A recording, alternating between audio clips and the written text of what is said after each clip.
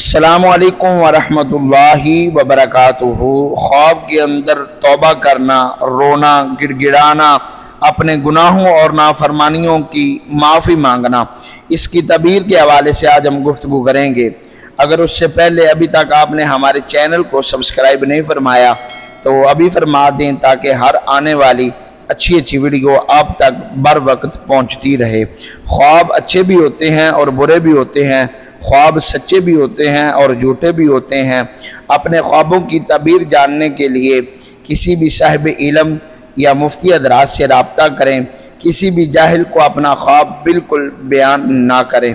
खुश नसीब होते हैं वो लोग जो ऐसे ख्वाब देखते हैं जिनमें तौबा की जाती है, अल्लाह की बारगाह में गिड़गिड़ाया जाता है, अपने गुनाहों और नाफरमानियों से सच्ची तौबा की जाती है।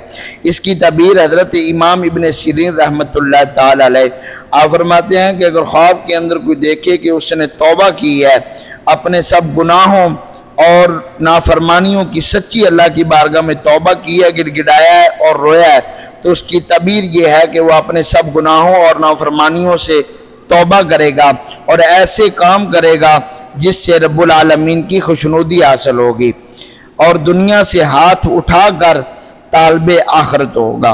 हज़रत इमाम जाफर सादिक रहमतुल्लाह ताला अलैह आप फरमाते हैं कि ख्वाब के अंदर तौबा करना, गिड़गिड़ाना, रोना, अपने गुनाहों और नाफरमानियों से तौबा करना, ये चार वजह पर है।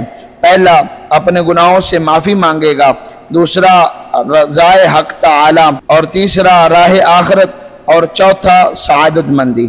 उम्मीद करते हैं कि आपको ये हमारी वीडियो अच्छी लगी होगी। अपने प्यारे दोस्तों के साथ भी शेयर कीजिएगा। वस्सलाम।